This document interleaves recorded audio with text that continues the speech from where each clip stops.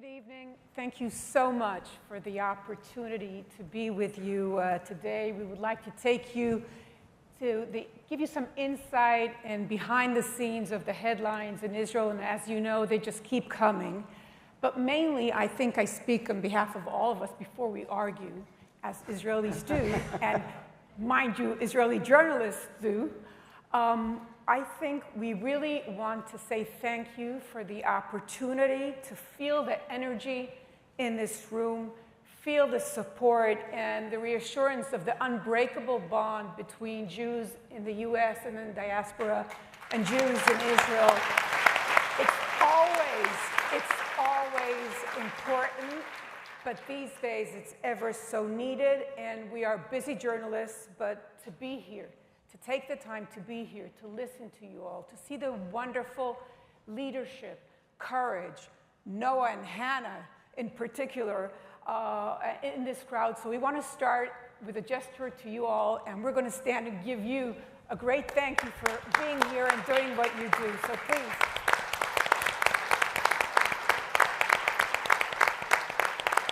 Okay, so now we are standing between you and supper and dinner, but we'll do our best to entertain you. So, you know, in my business, I come from TV. We always say that a picture is worth 1,000 words. So I wanted to start today's panel with the picture that you chose from these past eight months and why you chose it. Let's start with you, Nurit. I chose a picture of Iron Dome. And Iron Dome is an expression of the Israeli force, the Israeli military force and the powerness and the Israeli creativity. But what I feel is since October 7 and till today, it's a disguise. I mean, we are strong. Israel is a strong country and a strong economy. But October 7th and the months since then revealed the problems, revealed the fact that Israel has no policy, that the leaders of Israel, not only now, for decades, the leaders are not brave enough to sit on the table and deeply argue and talk and have a debate, a public debate, about the Israeli problems. We have this amazing rescue operation on Saturday. We have Iron Dome. Everybody sees that and they say, oh, Israel is a very strong country. But what has revealed is that Israel in the inside is fragile and has lots of problems and don't have policy and don't have a vision for its future. And from this point of view, I think this war is not an existential war. It's not that I think that Israel is going to wipe out of the map, but I think that it's existential in a different way, in the way of its citizens sees that it's a long war, sees that there are refugees for tens of thousands of people can't go back to their homes. They see an unfunctioning government, unfunctioning public service, and it gets people tired. No one wants to leave Israel, no one wants to give up on it, but I think that in a deep way, this is an existential war in a society way, and I think that this Iron Dome picture is something that we all like and love to see, but it's time to put off our sleeves and start to work on Israel's future and to have a very hard debate on the public problems and about our future and our policy and our vision. So Nurit, what you're saying is basically that these events, these past months since October 7th have, and I'm taking a phrase from another subject, have torn down the masks on Israel's society. And I think what you're talking about is the fact that for the first time, Israelis have lost their basic security. So when they had the Iron Dome, they could think, okay, we have the missiles, but we can, continue living because of the Iron Dome. And for the first time, people have lost the security. And I also think for the first time, people want total security, right? Living in Israel was never about total security. Zionism was about going to where it was dangerous to put facts on the ground. Roi, I want you to take us to your picture, and I think your important presence in the panel would be to teach us and guide us through how Israel is perceived in the region vis-a-vis the October 7th. Thank you very much. I'm very excited to be here, so thank you for the opportunity. And my picture is quite related to the picture of Nurit, because the picture is taken from the historic night of the Iranian attack against Israel. For the first time, Iran attacked Israel directly from his territory, and not via his proxies.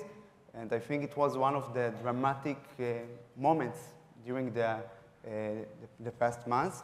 And I think the Iranian attack reflects also the crisis of Israel, but also the opportunity of Israel. What I mean, I think that the crisis of Israel... But I just want to make sure that people understand the picture. Yeah. Okay, this is an image taken on April the 13th over the Mount Temple. Yeah. You see the interception and the ballistic missiles, the Iranian ballistic missiles and their interception.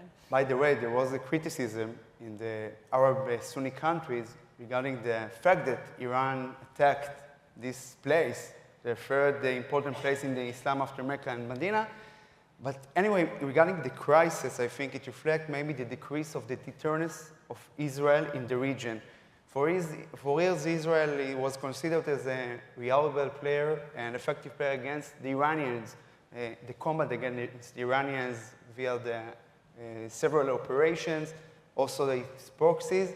And I think something in the image of Israel was damaged in this night, also among friends of Israel in the region, but also among the enemies of Israel. But there is an opportunity because we saw in this night the potential of the regional cooperation between Israel and Arab countries. We saw Arab countries and Western countries who helped Israel to halt this attack, to stop the Iranian attacks. And I think it's very important, Anna, because the cooperation between Israel and the Arab countries is a key element to the solution in the day after the war in Gaza. And this is, if you want, the optimistic side of this picture. So we will touch about that because this coalition in the region, and I think also the coalition with the West has a price, which I'm sure Nadav will have something to say about it vis-a-vis the Palestinian-Israeli conflict. But let's start with your picture. May I? No, Nadav, you start with the picture. I know you, Nadav. You know me, so you know that I've started with the picture, but I would say... Of course. That I had no doubt. I would say that I could have also chosen the two pictures that my colleagues had picked up and decided to present to you, but my interpretation would be completely different. And I would say one thing to the Iron Dome, that this is a reflection of the misconception that we sold ourselves in order not to, to look in the eyes of reality for over a decade, at least in the past 30 years. And the same, this illusion continues with, actually, sorry, Roi, no, with okay. the general idea that Roi tried to convey, that we can rely on the Americans, the American, of course, the Biden and so on, and on Arab countries, which is amazing to say this today. But I'll go to my picture. What you will see, if we can screen it. Yeah, it's on air. I don't know how many of you have been in the town of Kiryat Shmona, which is at the up north, what we call the finger of the Galei, almost on the border. And Kiryat Shmona is a vibrant town, and it's not only that, it's a path to the other directions in at north and also to the Golan Heights. And what you see here is 2 weeks ago, it was taken by a photographer from my newspaper, Israel Today. Regular day, look, it's empty. And it was usually 8 months ago, it was completely packed. So there are no people almost completely in Kiryat Shmona.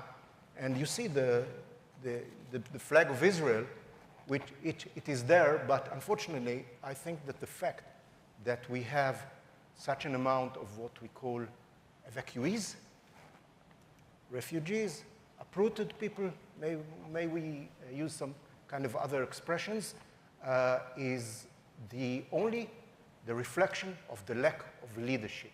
And our main problem today is not the nation, is not the people, and I'll refer to it at the end, definitely in my second picture at the end, is that we have fantastic people, fantastic young generation that is fighting and is willing to sacrifice, fantastic civil society, but we lack leadership.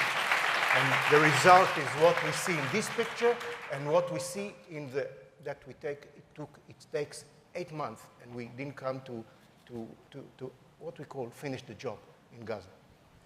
Nadav, thank you. I want to go back to you, Nurit, because let's dive into, you touched upon what I personally agree with you as the most important issue on the plate, because we will manage the security side. We're strong, we have a strong IDF, we have strong allies, and we'll manage. But you touched about the divide inside. And I want to take you to the new government, right? We are on the verge of a new experiment after these 8 months. And for the first time after 8 months, we no longer have this unity government. Gantz and Eisenkot have stepped away. We are now fighting a war with an ultra-right government. We've never had that before.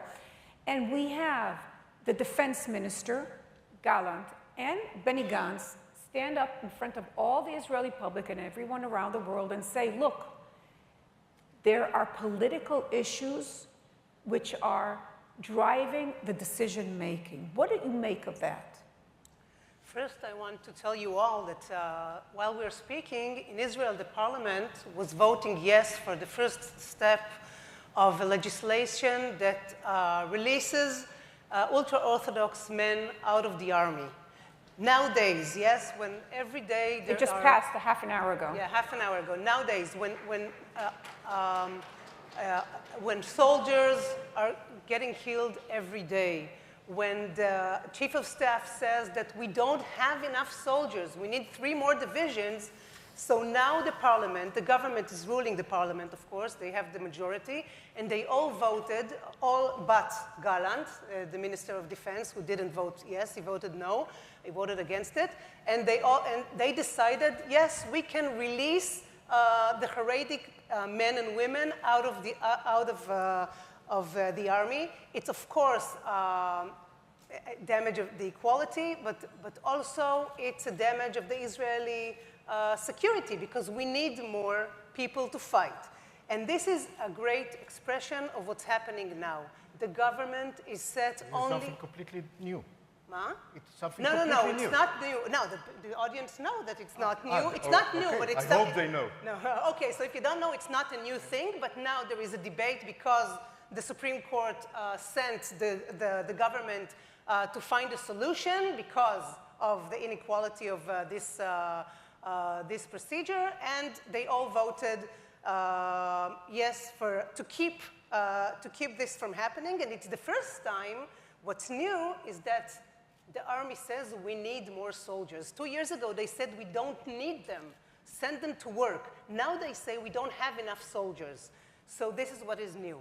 Anyway, it expresses the fact that this government works only for itself to stay in power, not thinking about not thinking about division, not thinking about how we're going to end the war and get the best opportunity for Israel, yes, to stay in the region. You can say this solution is good, another solution is good, but let's stop the wars. Let's find a way what to do in the day after. There is no dialogue about the day after. Nobody speaks about the day after. Gantz, before he left the government, he asked again and again the prime minister, please let's speak about the solutions of the day after. There was only one debate about it in the cabinet.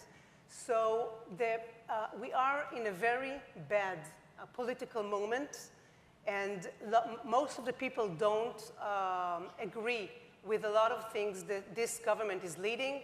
Like they say, we don't have to stop the war in order to release the hostages, but in polls, most of the Israeli public says that they are willing to stop the war in order to bring back the hostages, and there are other issues. And I want to say something about the opposition. It's not that I think that in the oppositions, there are people, they are waiting for us, great leaders. No. Even in the oppositions, there are few people, right-wing leaders that are waiting to collect the mandates, the voices that the electorates that Netanyahu won't get. But they already declared that they are not willing to make a government with Mansour Abbas. Mansour Abbas is Ram leader. He's an Arab leader. He was in the change government, the government of Bennett and Lapid. And I discovered a very brave leader and a very practical leader that wants the Arab society, which is 20% of the Israeli society, to be a part of the society. And they already declared that they are not going to build a government with him. And I think it's problematic because of few points. One of them is that they won't be able to build a government. And in the other one this is the talks of October 6th. Israel and the Israeli society has so many things on its table, so many challenges. And to put off 20% of the society, it's not a vision, it's not a way to create a path forward to Israel. It's not a way to find solutions for the problems of the Israeli society and of Israel, Israel anyway. So what you're referring to, Nurit, is saying that now that we have, things have gone back to the political situation we knew in October 6th. So we have this ultra-right government where I think one of the most important things are that half of the soldiers going into battle and reserve feel that they don't have representation. The most important thing, in my opinion, with this unity government, and Gantz paid a very big political price because the polls just came out today on our news. He's losing mandates every day. But he said he's going to do it because he thinks of Israel before politics. But one of the important things was that when soldiers went over to Gaza, or families or parents sent their kids over, they knew that in the government they had representation for their beliefs. Now, for the first time, we have a government that only represents. You know, it's not only beliefs, it's believing that the people sitting in the cabinet and sending them to die are people who are doing everything. The decisions are only for the Israeli interests and are right operational, that are operational decisions and not personal decisions. Yeah, so I agree. This is going to be a big challenge. We have to see how it unfolds. But for the first time, Israel is really, big wars in Israel were always with the unity government. This is the first time we have a war, and we might face a big war also in the north, where half of the country have no representation, and as Nurit says, have no belief in the government and in the prime minister. Roi, this is what Sinwar is praying for. He is praying for this division. He is building on this division. He is sitting in his tunnel and saying, wow, all I have to do is wait. They're fighting within themselves. They're fighting with the US. They're fighting with the region. Take us to what you know about Sinwar, and how is he looking at all this and the things unfolding in the region? How long will he hold? I think it's not only Sinwar, Dana. I think it's all the evil exile. I mean, Iran and Nasrallah. All of these leaders of this exile, the Iranian exile, they see what happened in Israel even before the 7th of October. Hassan Nasrallah, the leader of Hezbollah, speak about the division in Israel and the Israeli society every speech. And I think this is one of the reasons to this attack, because they think that now Israel is in the weakest point ever. So I think that's what we see. And also we have to say, Dana, that one of the main reasons for this attack was the thinking of Sinwar and Hamas, that they want to bring back to the front the Palestinian cause. I want to remember that you remember that before the 7th of October, we spoke about what we spoke, Dana, about the normalization between Israel and Saudi Arabia. And Hamas also admit that one of the reasons of the attack was to sabotage this process, and unfortunately they succeed in this issue. I think that now, as we talk about Sinwar, he wants what important for Sinwar is to stay in the reign in Gaza. This is what's important for him. And they want also to stop the war. In this point, if they stop the war, I think the Iranian exile, for them it will be achievement. We have to admit it. But on the other end, as I mentioned before, the Arab countries think that maybe we can turn this crisis to an opportunity. What I mean that they want not only to figure out or find a solution for Gaza, they want more comprehensive solution to the region in exchange for the normalization between Saudi Arabia and Israel. And I think that now, you mentioned all the political issues, I'm not covering, but we see a great gap, a big gap between the leadership in Israel regarding this issue, because as Nurit said, no one speaks about the day after, and between the Arab countries who try to turn this crisis to an opportunity. So this is where I want to take you. And I know that Nadav will disagree with me.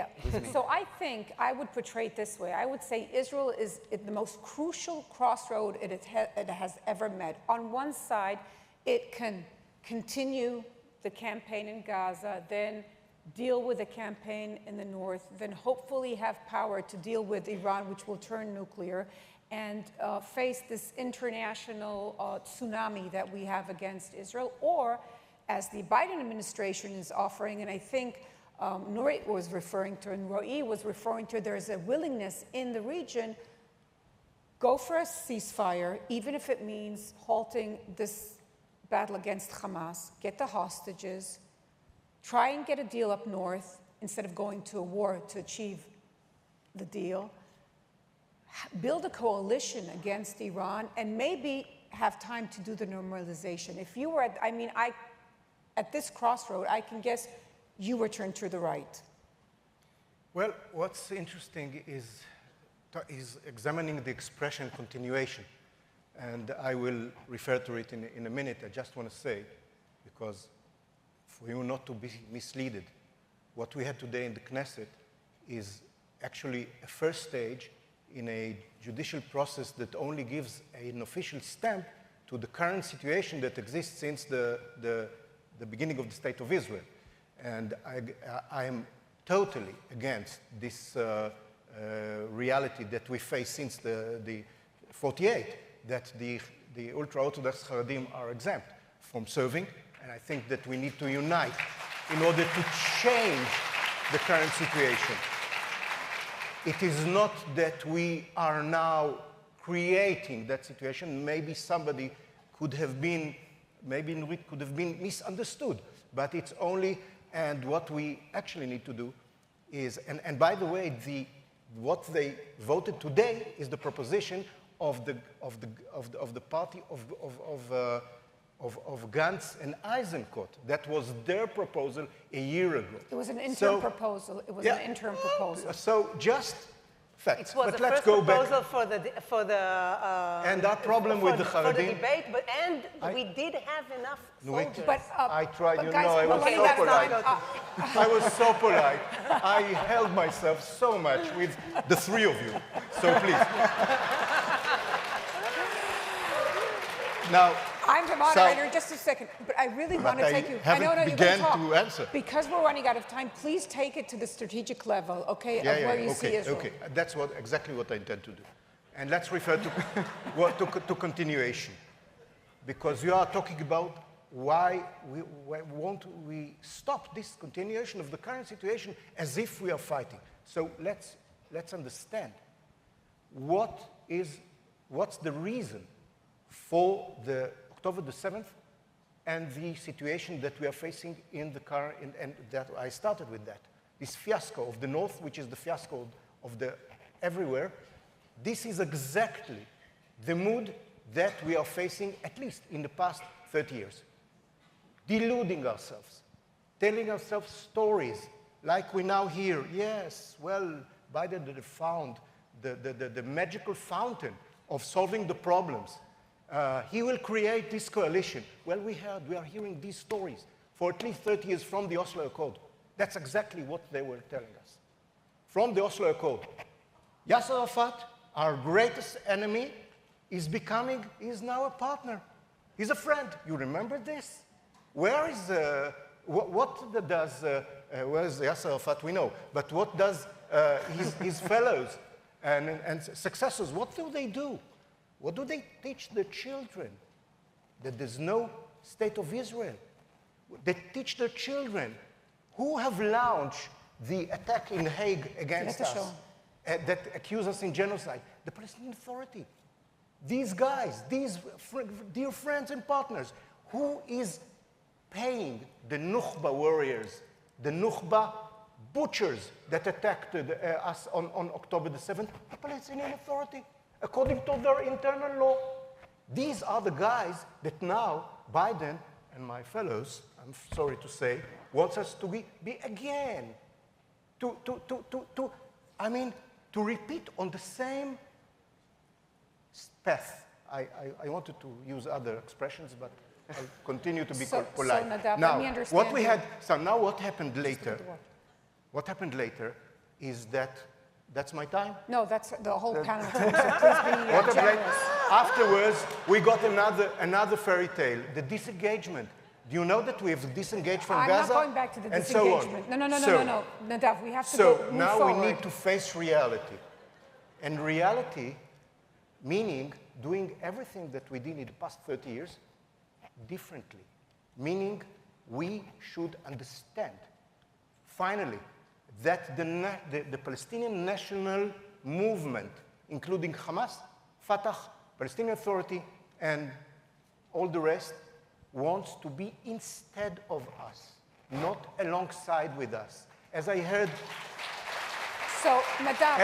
from protesters on Saturday here, we know two states, we want 48. So Nadav, that's exactly the point. Now, let's come. No, we have to leave time. So I want to ask you one short question. So when you hear the Prime Minister say, we respect the U.S., we respect their friendship, we respect the big check that they sign for our security, we respect that they give us ammunition, but if we need, we will fight with our fingers.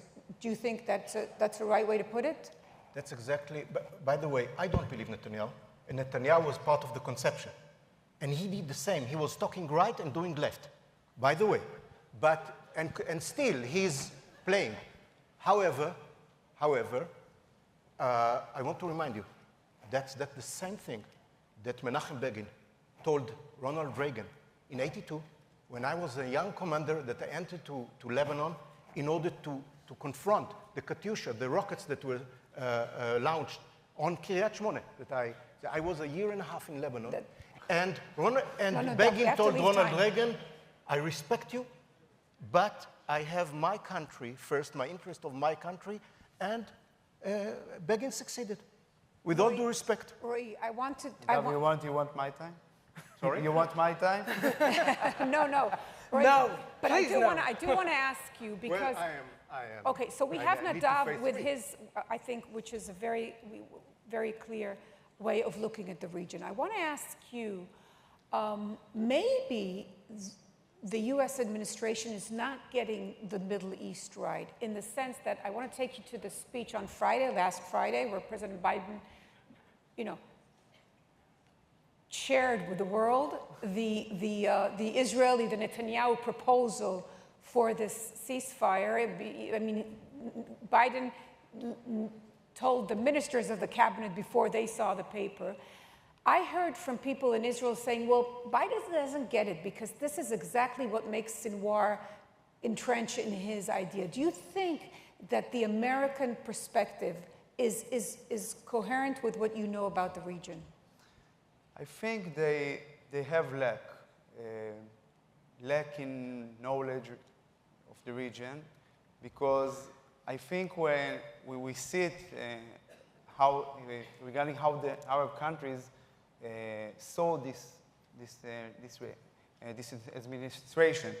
What I mean, before 2 or 3 years, we saw Arab countries such as Saudi Arabia and United Emirates, getting again closer to Iran. It was a reaction for the elections in the United States after Biden was elected, because they thought that maybe Biden's administration doesn't know exactly what is going on in the Middle East. So I think there is a lack of knowledge, but I think they have good intentions. I don't think the Biden administration tried to do something that is bad for the region. But it still doesn't get, I think, how the Arab countries think, and so, and also Hamas, because you said that there is a lot of political issues in Israel. Also here, we didn't mention it, but yeah. So I think it's part of the issue, and we have to remember, Dana, we spoke about the Saudi Arabia and Israel normalization. Everything here is interests, because there is a normalization that the United States want, and there is the defense pact between Saudi Arabia and the United States. That this is the main issue that's important for the Saudis, and also I think the Americans. But I think they use the normalization with Saudi Arabia to try to convince that we can create another region. And I think it's, right now it's, I don't know how much it's realistic in this past, but I want to be optimistic, as I said, because I disagree, Nadav. I think that the cooperation between the Arab countries and Israel is very important, and I think that the Abraham Accords very important. And we have to remember, Nadav, that now in Arab countries there is a clear Palestinian sentiment. We saw a lot of protests in the Arab countries. It's a big challenge from the leaderships of these countries, and I think that there is a need to balance this issue between the lack of knowledge of Biden's administration, not just Biden, also the other administrations, and the need that Israel will be integrated in the region. That's my thing. That will save us. I don't say the Saudi Arabians. No. They will come to rescue us. No. Interesting. No, that's not what I said. I want to. Can I take 5 minutes of your time to finish the panel? How are you doing? Yeah. If anyone needs, okay, so I'm taking 5 minutes extra. I haven't asked the organizers. Do you want to say it's okay, or just be Israeli and take the time? Go for it. Yes, we have the dessert. Okay, so Roi, you're touching on a very interesting point, which for me is the most important understanding from these past 8 months, because I think the most important event was the Iranian attack on Israel. I think that was a red line that was crossed. We still don't understand fully the strategic implementation of that night, but I told this to a group of people in the morning. I think the highlight of my career, I've been doing this for over 30 years, okay? I anchored the Saturday Night News show, which is the most used magazine in Israel, just to say. And I'm sitting in the studio, I don't know if you remember this, on April 13th. And I say this to the audience, okay? The attack is on the way. The drones, hundreds of them, are making their way from Tehran to Israel. The ballistic missiles are on the way. We'll break for a short commercial, and we'll come back. And we did break for a commercial. This is Israel, okay? We are on a verge of an historic attack, and we're breaking for commercials. But anyway. Because of the false but I think, Iron Dome and so on. I think the most important for me, and I think it touches on what you said, Roi, the most important thing was that Israel cannot and will not survive by itself in the region. And this is an age of coalitions and partnerships. And for 70 years, Israel was the problem. And now it's part of the solution in the region, and the Arab countries see it. So for me, this is an eye-opener. Nurit, I want to take a short. I want to see how you relate to the crossroad, to the junction. Where do you think Israel should go? I want to say three short points. First, you said we are going to fight with our nails. So this is exactly what happened in October 7th. People were fighting with their nails, and it wasn't enough. So we can't fight with our nails. We need United States. We need the coalition, and we couldn't even go to Rafah. And the Rafah operation was delayed because we didn't have enough ammunition. Israel can't fight alone, and we're not an isolated star of snow sailing in the space. We're a part of a world, and we need to be a part of the solution, as you said, Dana. And I think it's very important. Also, you said, Nadav, about we have to fight, and we tried. The disengagement and everything. I'm sorry, we had much more wars than tries to get a peace, than negotiations. And we have, if we want, no, not with Yahya Sinwar. Okay. If we want to justify our wars, we will have to sit and to talk about the day after. We will have to make coalitions. We will have to get the American administration as a partner. We can't survive without it. And I want to say, and to wrap my stuff in approaching to you guys. I know I'm waking up in the morning, every morning in Israel, and I'm a Jew. I don't have to do anything because I'm in Israel. I understand that when you wake up in the morning, you have to choose to be a Jew in the United States or in other places in the world. And you have to choose to stand up for Israel. And I know how hard it is to stand up with Israel, and especially in the last year. So thank you. We need it, and we need this coalition. So thank you very much. I think, Nurit, we'll skip the optimistic photos and leave with your words. Nadav, we'll come back next year for you. Well, you see, that's the Israeli politics. And that's the Israeli, that's the channels. No, three people against one, and they are trying to understand the picture. Well, whoever wants to understand should listen to me later on. And I'll try to with my time. But you know what, Nadav? I'll let you. We have three pictures. You can show your last picture. I wanted a round of pictures of optimism and hope, so you can show your last picture. I would appreciate it. If we could have it on the... I think it's the most important thing that you'll gain from this discussion, if you can show it. So this is the funeral of a guy, of a soldier, the parachutist named Ilan Cohen, who he and his guys died in Gaza a month ago. Ilan Cohen was a soldier who came from Argentine. He, with immense effort, he succeeded in learning Hebrew and going to the parachutists, to Battalion 202. And he and other three fellows died in Gaza.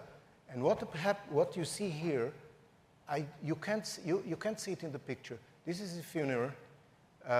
His mother and brother and grandfather were talking, and others, and there was a message in the WhatsApp groups. in the WhatsApp and so on, that he's a soul, and that might be not enough participant in the funeral. So actually, I was there with my wife. Of course, we didn't know him. Friends that we know, my son-in-law, that we revealed there in the audience. There were thousands of people who came. And most of us, me included, could not see the grave at all, because we were on other sides of Har Herzl, of Mount Herzl. And this is part of the unity that we do share, unlike what the impression that you can gain from this forum, that we do share. And we have, this gives us strength, and we revealed it since the October the 7th in every possible way. And what we need to fix is our leadership, and everything will be okay. So Roi, Nurit, and Nadav, thank you so much. I wanna leave you with two quotes of the former late Shimon Peres, our president, our statesman, and I think someone who is very much missed these days. First of all, he said that Israel is a country where the people bless the land, and not the land, the people, and I think that is very true. And the second thing, which is a motto for me always, but especially now in these challenging days, is that pessimists and optimists die the same but live differently. So it's better to live as an optimist. So again, thank you so much for having us, and thank you.